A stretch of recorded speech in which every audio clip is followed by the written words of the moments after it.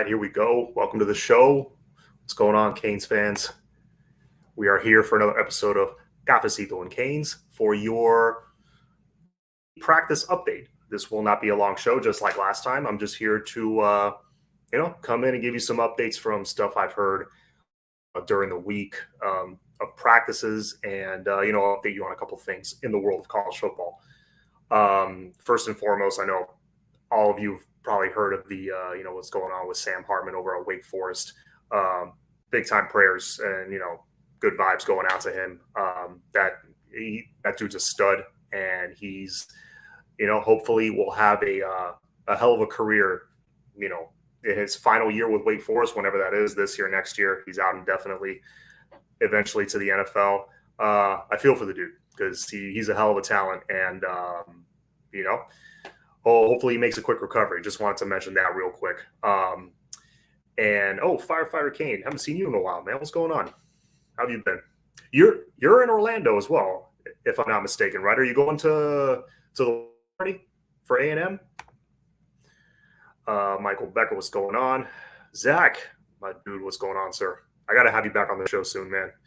I know we spoke. I had you on the show a few months ago, and we talked a lot about the A&M game. I got to have you on, Zach, leading up to that A&M game. That should be fun. Very nice. Hope to meet you there, sir, because I will be there as well. That's the deal with Sam Hartman. Hope he makes a quick recovery. That really sucks for him. Some other news: William Fowles, at one time a Canes target, who is a wide receiver he was at Dade Christian, and I'm forgetting the high school he transferred to, but he recently just committed to Louisville. Congrats to him. I know he's going to kill it up there. And I would have loved to have had him, but I think Canes have their sights set for higher, there's targets higher up on their board. William Fowles, 6'3", 200 something pounds, runs smooth routes, good hands. Would have loved to have had him, but hey, it is what it is. We're big game hunting right now at wide receiver. You got Jurion Dickey, you got Brandon Innes. I mean, he's committed to Ohio State, obviously, but he's from our backyard. Jayden Rashada.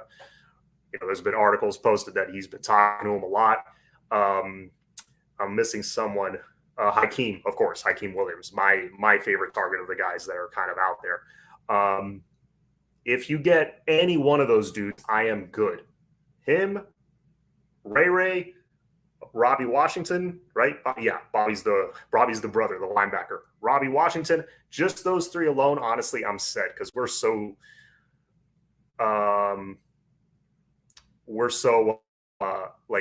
I think deep in numbers at receiver, and I'll talk about receiver now.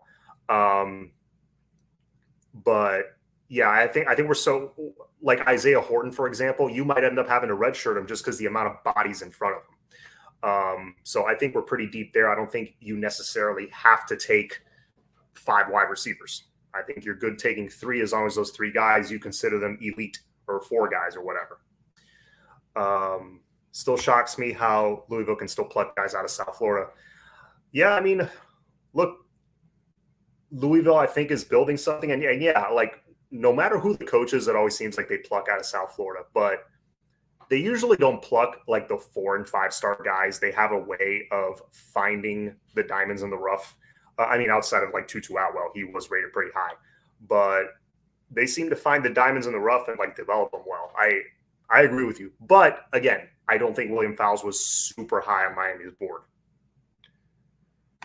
Did you say you were going to the Orlando watch party? I did. I am going to be there. It is September 17th, the night of the A&M game. If you are in the area and you want to catch it, reach out to, I believe it's Team Miami Flow, or reach out. I think Lex has a Twitter account also. Just reach out, or Max, reach out to one of those guys, and they'll kind of give you the details on everything. If you're not already in the Discord, I don't know if you are, because our Discord chat has blown up. There's a lot of people there. I've lost track. So what else? William Fowles committed to Louisville. Great for him. Hope he kills it. So let's talk a little bit about camp real quick. Not too much to update here. except for the fact that, hey, my dude, Wholesome One, dude, we got to link up at some point. I got to have you on my show and vice versa. I know we talked months ago. Let's chat soon. For me, man. Appreciate that. Wow, what was I saying? Yes, practice. So, nothing much other than we put the pads on a couple of practices ago, which is, which I heard that they kind of like, well, I think media was there, but then, I was on Jazz's show yesterday and they talked about not having media there for like the first full contact practice or something like that, or they're seeing less. Either way, we're all excited to have them like fully back on the field, full pads. Cause it's one thing to be there out there in shells in the shorts and everything, running routes and stuff, but it's another thing like full contact. That's a totally different game, totally different speed. Great to hear that they're still pretty healthy as a team. So yeah, it's almost that time. We're just 23 days. We're 3 weeks away. 2 days from now will be exactly 3 weeks from kickoff. Also, March is supposed to be on Mark Rogers at 8. I think that's a different night, John. But yeah, Wholesome is on Mark Rogers every week. I lose track of which day it is. But yeah, catch him on there. In Idaho, what's going on, sir? So we put on the pads, and one thing I wanted to touch on was a certain freshman that has been garnering a lot of attention. That's tonight. Okay. Very cool. But yeah, a guy that's been garnering a lot of attention is Nigel Kelly. He, from what I hear, the guy's the best like natural edge rusher on the team. He, just right off the bat he just looks like he fits. He looks like a natural at the position. And I'm not surprised because the guy's an absolute freak and was throughout high school and already has put on a ton of weight. He's up to 240, 245 pounds. That is a dude I'm very excited about. And there is a precedent for a true freshman edge rusher coming in and making an impact right away. I'll give you an example. It wasn't that long ago, just 6 years ago, 2016, Joe Jackson came in as a true freshman. I believe it was his first season with the Canes, period. He was a true freshman. He comes in and doesn't start right away, but by the end of the season, Joe Jackson becomes the starter as a true freshman. Opposite, I want to say it was Chad Thomas on the other side. And he comes in and racks up like something like 8 to 10 sacks that year. Starting basically half the season. So there is precedent there recently for a guy coming in and making an impact. Other examples at other schools, I know these are programs with established staffs and all that for development, but the Boza brothers, Joey Boza, Nick Boza, those guys both look like absolute monsters. They look like first-round picks right out of the gate. I mean, first day on campus. Nigel Kelly, I'm not saying he's following that same. It is exciting to hear him already making some noise this early, donning the pads just 2 days into that. So keep an eye on that. Nigel Kelly, I think, is going to make at some point an impact on this team. He may not be in the 2 deep rotation right away, or maybe he is. I don't know. I just think there's too many bodies there right now. And we'll see how that plays out. We'll definitely those first couple of weeks because while I love kicking off the season with a big game, I kind of like those years off Labor Day weekend with FSU. That's to look forward to. They're thinking about it all off season. Like they have their sight on that. But I also like the seasons where you start off with a FAMU. You start off with a couple of, no disrespect to them, but tune-up games. And those tune-up games serve as, where are my freshmen at? It'll show, where's Nigel Leak at? Where's a guy like Trevante Citizen at? Where are my backup QBs at? How, if we throw Jake Garcia in there right now for a series, how's he going to look?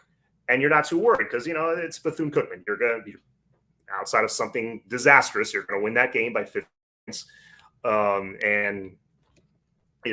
I like kicking off kind of with that on ramp, it kind of gets a little bit tougher. So we have one of those seasons just like that this year. So it's gonna be fun to watch those first couple weeks. The freshmen like Wesley Bassane, guys like that getting in there and getting some playing time. But yeah, Wholesome says that's tonight. Just checking in. I appreciate it, man. Thank you for checking in, bro. We gotta chat soon. Love your show. Oh, thank you, Nathan. Appreciate it. I don't chat. Welcome. Norman, thank you, sir, for the $10 dono. No comment or question. Just the donation, but I appreciate it as always. Appreciate the support. Yes, Mark, thank you. Hit that like button. So wanted to touch on that real quick, and let's get to my notes here. I also, just the freshmen in general, wanted to touch on that. Who do you guys think? You know, you can say Nigel Lee Kelly. I think it's either going to be him or Jaleel Skinner, but tell me your freshman who you think is going to make a huge impact, who may get into that 2 deep, who may become a starter, who you see, who could be our James Williams this year. Who do you guys think that's going to be? Speaking of freshmen, John, I heard Isaiah Horton playing well in practice at wide receiver. I've heard good things about him as well. Mainly from, that interview that Tyler Van Dyke had. He made sure and singled out Isaiah Horton. I think he singled out Isaiah and the transfer that came in. Not Frank Latson, Kobe Young. He singled him out.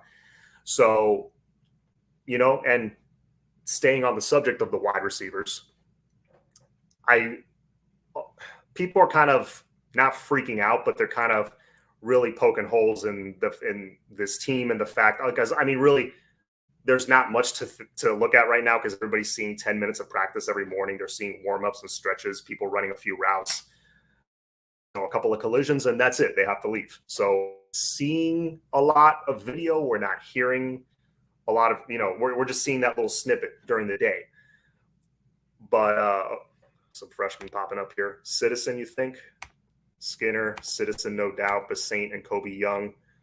Don't sleep on Keyshawn. I am not sleeping on Keyshawn. I'm getting to the receivers right now. So my point is, it's hard to gauge how well the receivers have played. It really is. We're there's not a whole lot else to talk about, so we're nitpicking at things. So people are still nitpicking at the fact that it's true, no one has emerged as a clear-cut number one. There's no Andre Johnson, Amon Richards, Santana Moss type of guy on this team right now. Although people keep sleeping on Brashard Smith. I think that guy is so good you can even put him on the outside and he'll burn people. That's just my opinion. But he's got elite speed, and he's not mentioned enough. That's my 2 cents.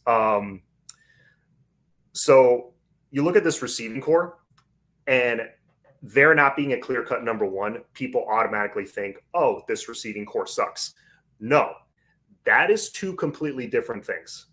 Just because there's no guy or 1 or 2 guys pulling the pack like clearly, you want to see that's not happening does not mean that our group of wide receivers just suck as a whole. No, they could all be pretty good. I think we have like 3 or 4 pretty good receivers that I would grade at like a B.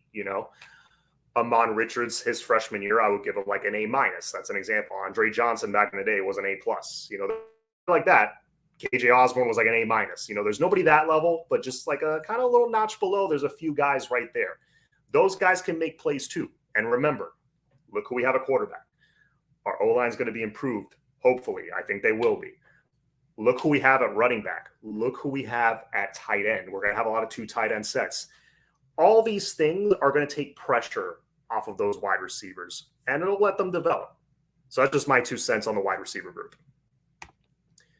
Wesley Bassane and Nigel Lee Kelly. Yeah, if I had to pick 2, I would say Kelly and Jaleel Skinner. Although Bassane, I think, is going to make a little bit of an impact too. I just think it's going to take him a year to really continue to fill out. He's put on a little bit of weight, and he'll make some plays. I just don't think he's going to be that James Williams level of Cam Newton's level impact guy year 1. But year 2, once he has time to really hit the weights and add more size and learn the playbook, I think Wesley Bassane by next year could be your main guy at the weak side. Brother Jay Blaze, Rosa will make an impact sometime during the season. I really hope he does because I'm a huge fan of Romello. He's a dude that you heard the stories. I'm sure you guys all know it. When he went head to head with a certain former Canes target at corner who ended up with the University of Florida, that he had him on roller skates all night in their game in high school. So you know Romello Brinton's ability, his amazing footwork, his route running ability, just his instincts as a wide receiver, and he's got good size. He's got good height, good length. Doesn't weigh a ton. He's kind of a skinnier guy. I don't think this was right. I don't think it was updated, but the height and weight charts that we saw when practice started, he was weighing in like 176 or something. I don't think it's that low.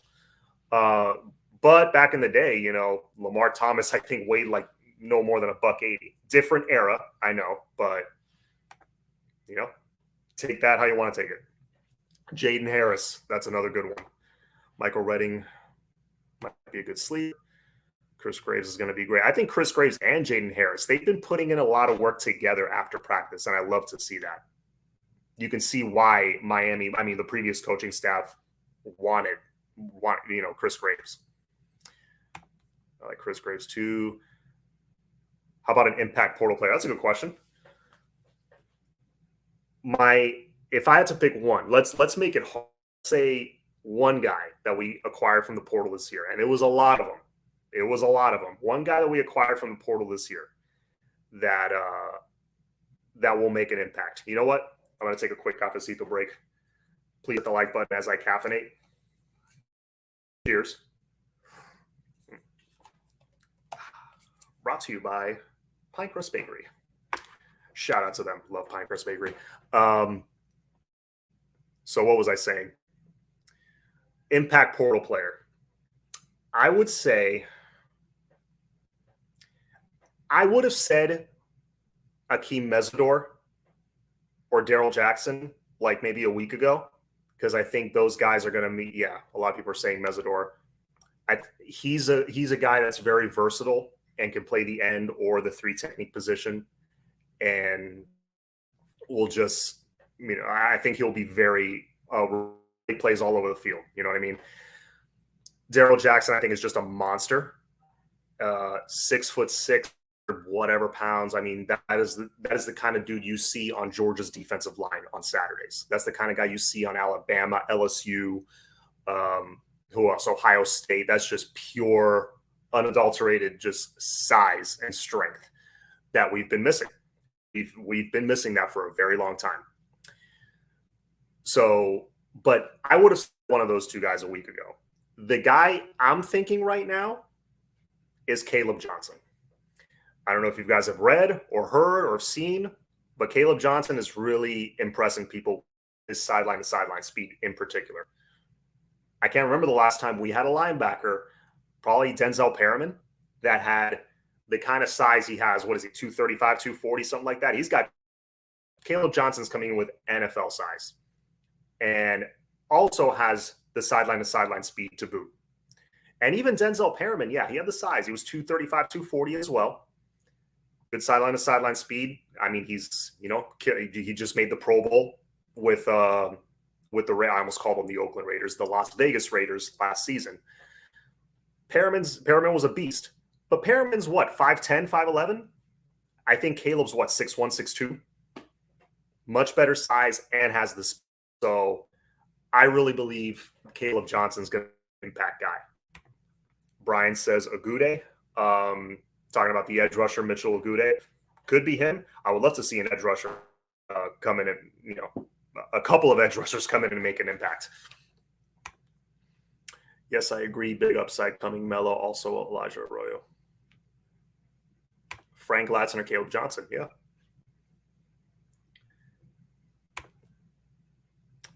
Mesidor played nose tackle in a 3-4 in West Virginia and was making an impact. Imagine what he can do when he's not playing a role he's not undersized for, playing with other undersized people. Thank you, Baby Shaq, for that point. Yeah, Mesidor is a guy you put him in the right position. Lining him up on the strong on the tight end or lining him up on the tackle or between the tackle and the guard. I think that's the most inside you want to play him. I don't think you put him between the guard and the center or right on the center. I think he's too small for that position, but he's very quick.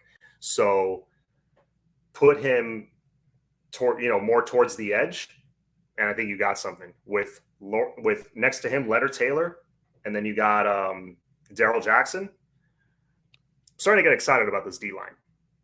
Linebacker still has a ways to go, but that D line is going to be nasty. Greg Bush, what's going on? Let's see what else we got. Freshman who will break out. William Fowles, I covered that. Oh, one last thing before I go, because I am starving. I'm going to go eat some dinner. Stanquan Clark just announced that he will be announcing his commitment August 14th, this Sunday. I believe it was 2 p.m. Eastern. Stanquan Clark is a guy that this coaching staff I know likes a lot. I like him a lot.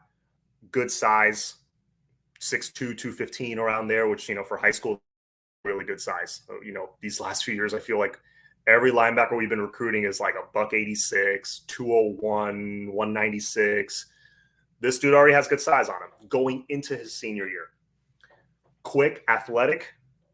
You add him to an already pretty stellar class with Raul Aguirre and Malik Bryant. I am good at linebacker. They plan to add 4. Honestly, if you get those 3 and you get them to stick, that 3, maybe add a guy in a portal next year. And then going into next year, you come back with Wes. You come back with Chase. You come back with Steed if he has one more year. Throw him in there for depth. Why not? The guy you guys are always ragging on? Oh my God, I'm blanking on his name. Corey Flagg. Thank you. Corey Flagg, I think, will be a junior or a senior still that year. He adds more depth and experience. Now you're starting to build some layers. And then you can go after more elite guys like TJ Capers, for example. All right, we'll hit this question and then we'll get out of here. Who has a more successful season, Tate or Kinchins? That's a great question. Do you go with, Mr. Reliable, the high IQ, always going to be in the right spot, Cam Kinchins? Or do you go after explosive, emotional leader type, also has a great IQ, a little smaller, but you know what? He's got that it factor. He's special. He's got that honey badger, Tyrann Mathieu it factor in Tay. Which one do you go with? Honestly, you know what? Keeps his mind right. I think it's going to be Avante. I think he makes a bigger impact than Cam Kinchins. And that's saying something. I think Cam Kinchins is going to have a tremendous season. He's the guy of the 3 safeties that I think gets talked about the least. He's going to be fantastic. I think this is going to be the best safety combo we've had. I'm calling it right now. This will be the best safety combo we've had since Sean Taylor, Mo Sykes. Calling it right now. I have all the confidence in the world saying that. The last safety combo we had, I think from then till now, because Sean Taylor, Mo Sykes was like 03. From then until now, we had Merriweather and Kenny Phillips. That was pretty solid, I would say. And then recently you had Sheldrick Redwine and Jaquan Johnson. That was pretty solid. Really, those are the 2 that stand out. I think this combination, and they're young. We have them for the next couple years. They're gonna be studs, and they're gonna be remembered here, I think, for a long time. That safety class. Avante for sure. Tay, I agree. Hey, Canes 89, what's going on? Let's see. Yeah, Malik Bryant. All right, family. I think Les snuck in a question at the last second. You know what? I'll answer this. Who do you think commits next? Man, I don't want to go on a limb. The dude that I was just talking about, the linebacker from Central, that he's going to, he's announcing his commitment this weekend. He has it down to like 8 schools, which I found kind of crazy. Usually it's like 4, 5, or 3. I have to. Dave Franklin call you once his Walmart dial-up internet back. Yeah, sorry about the slow internet, folks. I'll get that fixed soon. Who commits next?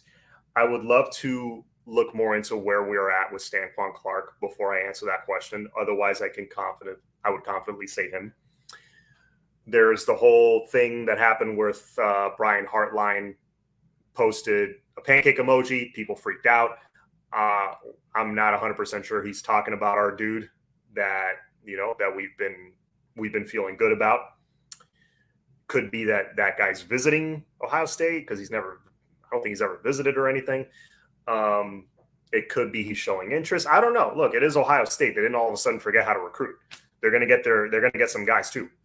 So I would have maybe said him, but I don't know. Honestly, Les, I don't want to throw a name out there just to throw a name. To be honest with you, I would feel weird doing that. Clark going to great show. Go Canes. Thank you guys. All right. Yes, please smack that. I'm gonna go Tito. Please hit the subscribe button, hit that like button. And I'll catch you all next week. As always, go Canes. Have a good night, guys.